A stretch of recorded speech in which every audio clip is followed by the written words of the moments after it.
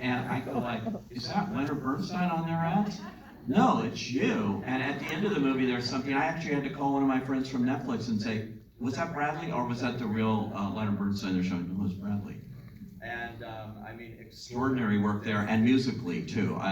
The music here is not what you expect. Like, and then I did West Side Story, or then I did that. That's not the movie you were making, but you incorporated all in unexpected ways in different scenes on his Suite from On the Waterfront, all of that. Yeah, that was a key element. I knew that I wasn't going to make a biopic just because he's the most photographed, video, documented musician maybe of all time. And there's no reason to do that. There could be, and many very good documentaries have been made about him. But I did want to serve his legacy musically, and I thought, well, the best thing to do is tell a story that we can relate to, hopefully, and it's all to the rhythm of his music.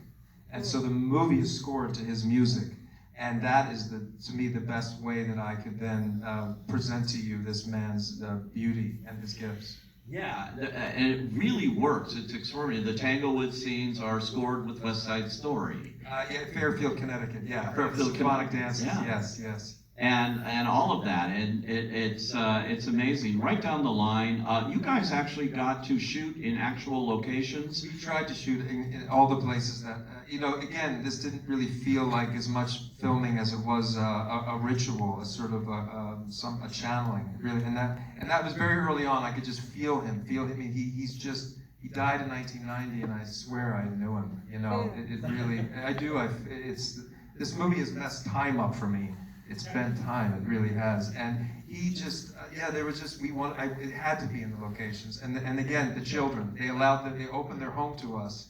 That house you see in the beginning that he's walking in the beginning of the trailer, that's their Fairfield, Connecticut home that we see in the 50s in black and white and then again in color. And so when we walked there, it was just, we were there. We got to shoot in Carnegie Hall, which was just magical. We got to shoot in Ely Cathedral, where he conducts Mahler Symphony, is where Lenny did in the 70s. And some of the orchestra members had played with him, and the harpist, his teacher, was in that performance where the harp was exactly in that place. So it was really just, incredible. And I have to say, well, our time, they're saying, is up, but I got to tell you, that scene in the cathedral where you're conducting is phenomenal to watch you do that and get lost in that and do that. You became him. You absolutely be. The passion of the music is what comes through there. Yeah.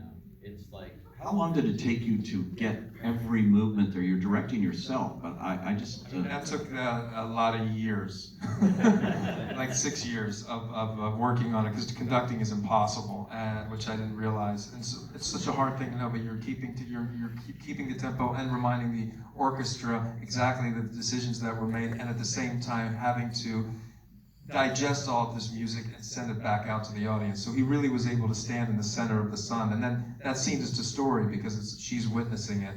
And I had Gustavo Dudamel, who I worked with intimately, and that piece of music, I went with him. He conducted the London Symphony Orchestra at the Hollywood Bowl. I was with him for the entire process. And I went with him to Berlin, with the Berlin Philharmonic for the whole process. And then Yannick Seguin, who was the Philadelphia Orchestra music director in the Met Opera, yes. He was there every day. He was the one who taught me everything. He is part of Lenny in this movie.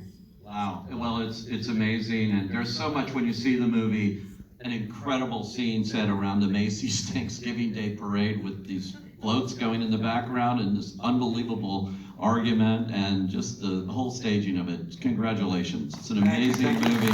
Maestro, thanks guys. And now the Has Boy, who has the next Netflix panel, it's Naya.